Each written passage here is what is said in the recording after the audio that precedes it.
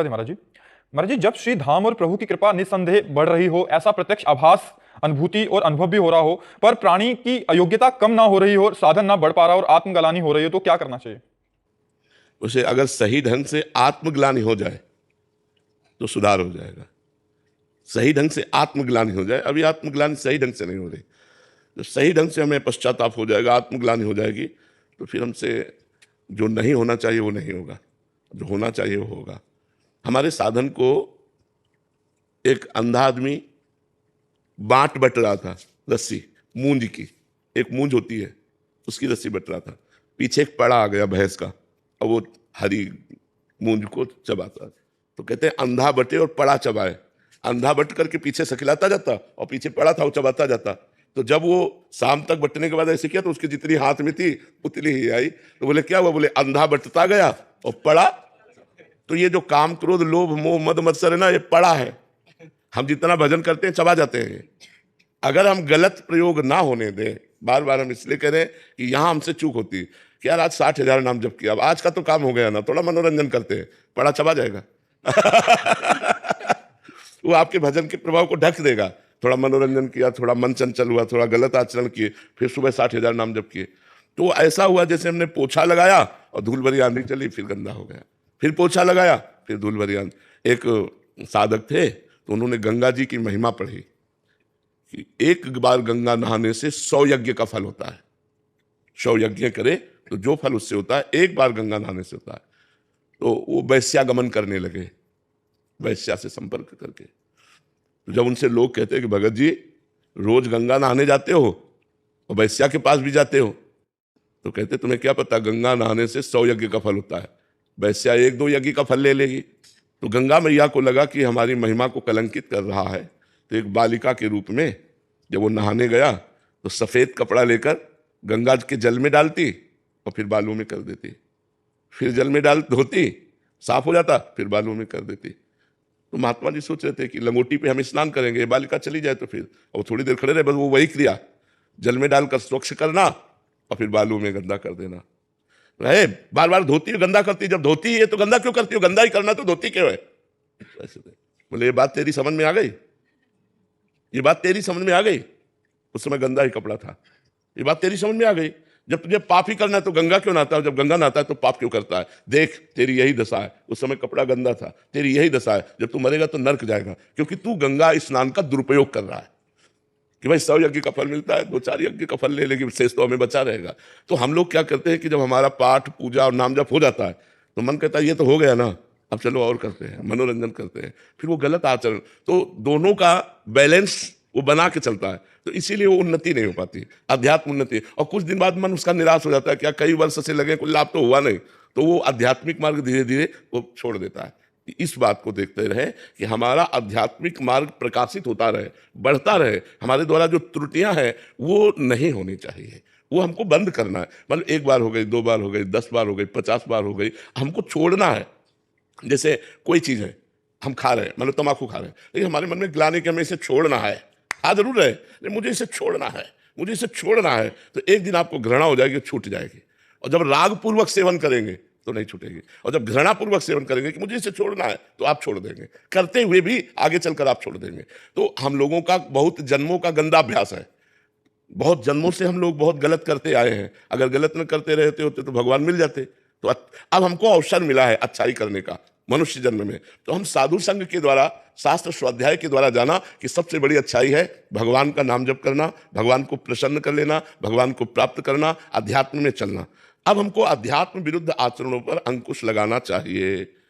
ऐसा अंकुश लगाओ कि अब हमारा पैर ना फिसले, फिर आप देखोगे कि आपको अध्यात्म का जो रोज का रोज नया उत्साह बढ़ेगा। पर ये हम आपको अनुभव की बात बता देते हैं, जैसे जैसे आपका अध्यात्म मार्ग बढ़ेगा वैसे वैसे गंदी बातें आप पर जोर डालेंगी। जैसे दुश्मन को आप गला दबाए पड़ाए हो, अब उठने की जब चेष्टा करेगा तो आप पूरी ताकत लगा दोगे ना। तो अभी तक काम क्रोध आदि ने हमारे गला ऐसे दबाए रखे हैं, अब हम अध्यात्म में उठना चाहते हैं तो काम विजयी बनेंगे, क्रोध विजयी बनेंगे, अध्यात्म इन दोषों पर विजय प्राप्त कराता है, तो पूरी ताकत वो लगा देंगे, जलाने लग जाता है। हाँ, गलत की तरफ वो एकदम हट कर लेता है। अब साधक कितना सहे, वो थोड़ी देर लड़ा, फिर हार जाता है। अगर हारे ना, यम ही न व्यथ्यन्ते पुरुषम पुरुषर्षभ सम दुखा सुखाधीरम स्वमृतत्वाय कल्पते। जो काम क्रोधादि व्यथा देते हैं, जलन देते हैं, अगर उस जलन को सह गया कि मर चाहे जाऊं, गलत नहीं करूंगा, बस वो सह जाएगा। और एक बार सह गया तो उसका सहने का अभ्यास पुष्ट हो गया, अगली बार 90% आएगा, फिर अगली बार 80% आएगा, फिर 70% आएगा, फिर धीरे धीरे धीरे धीरे कम होते होते सूक्ष्म होता है। अगर उसको गलत संग ना मिला तो खत्म हो जाता है। और जहां वो 100% अपना पूरा प्रभाव दिखाया और साधक घबरा गया और गलत कर बैठा, तो 100% ही आएगा अगली बार भी, वो 90 नहीं आएगा। तो हमें सहना पड़ेगा, और सहना बहुत कठिन है, तो इसमें रोना पड़ता है। गुरुदेव, वैसे तो बहुत कृपा है, बट कभी दोष दर्शन हो जाता है। प्रभु की कृपा से, नाम की कृपा से निरंतरता होती है, पर वो अखंड निरंतरता चाहिए। हाँ, बिल्कुल बिल्कुल बिल्कुल। ये जो भगवान के नाम के लिए अखंड निरंतरता चाहिए, ये आपके अंदर आ गई है ना बात, यही अखंड जप करवाने लगेगा। अच्छा, परदोष दर्शन तो इसलिए मत कीजिए कि सब भगवान के द्वारा प्रेरित है। भगवान की माया के 3 गुण है, सतोगुण, रजोगुण, तमोगुण। जो रजोगुण से प्रेरित हो, भोग वासनाओं में बहेगा, मान सम्मान प्रतिष्ठा रुपया पैसा ये सब। जो तमोगुण हो, निद्रा, आलस्य, प्रमाद, क्रोध, हिंसा। जो सतोगुणी हो, भजन, दया, करुणा, ऐसे। तो हमको ये देखना है कि भगवान की माया से सब प्रेरित चल रहे हैं, हम किस किस को दोष दर्शन करें। सब में भगवान है, सी राम में सब जग जानी, करो प्रणाम जोरी जुग पानी। तो सबको प्रणाम है, तेरे भावे जो करे भलो बुरो संसार, नारायण तू बैठ के अपनो भवन बुहार। संसार जैसा भगवान जाने, हमको अपना हृदय देखना है, अपने हृदय में गंदगी न रह जाए। और बड़े भाग्य हैं जो आप मानव जीवन प्राप्त करके नाम जप करना चाहती है निरंतर, बड़े भाग्य, भगवान सहयोग करते हैं, खूब नाम जप करो। विनोद जी राजस्थान से। राजा वल्लभ सही है। श्री हरिवंश महाराज जी, वैराग्य का सही अर्थ क्या है? भोगों की उपस्थिति में मन का चलायमान ना होना। भोगों की उपस्थिति में मन का चलायमान ना होना, इसे वैराग्य कहते हैं। भोगों के लिए मन चलायमान है पर हम भोग नहीं रहे, इसे त्याग कहते हैं। लेकिन भोगों की उपस्थिति में मन का चलायमान ना होना, मन का चंचल ना होना, इसे वैराग्य कहते हैं। गृहस्थ में कैसे धारण करें इसे? गृहस्थ में विचार पूर्वक पूर्ण वैराग्य तो धारण नहीं हो सकता। इसमें अधार्मिक विषयों का त्याग करें और धर्म में विषयों का सेवन करें। जैसे पराई माता बहनों की तरफ दृष्टि गंदी करना अधर्म है, जैसे धर्म पूर्वक कमाए हुए धन से भोगों का सेवन करना धर्म है, और अधर्म पूर्वक कमाए हुए धन से भोगों का सेवन करना अधर्म है। ऐसे विभाजित कर लें, धर्म में भोगों का सेवन करना और अधार्मिक भोगों का त्याग करना, और निरंतर भगवान का सुमिरन करना, व्यसन व्यभिचार आदि का त्याग कर देना। इससे काम हो जाता है गृहस्थ का। गृहस्थ को ज़्यादा वैराग्य की जरूरत नहीं है, विवेक की जरूरत है। विवेक से उसको सही ढंग से विषयों का सेवन करते हुए भगवद अर्पण मस्तु जीवन, तो भगवान को प्राप्त हो जाता है। समझ पा रहे हैं आप? दिनेश यादव जी दिल्ली से। राधे राधे महाराज जी, क्या सांसारिक सुख छोड़कर ही आत्मिक सुख की प्राप्ति संभव है? हाँ, बिल्कुल संभव। और एक साथ गाल फुला नहीं सकते और हंस नहीं सकते।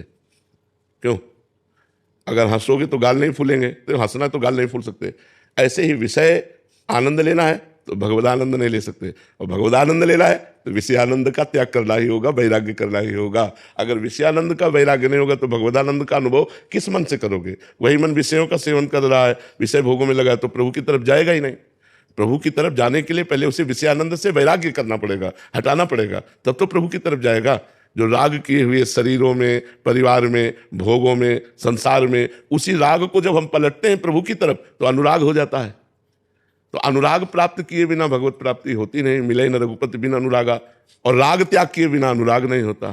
तो राग तो त्याग करना ही पड़ेगा, विषय भोगों का राग त्याग किए बिना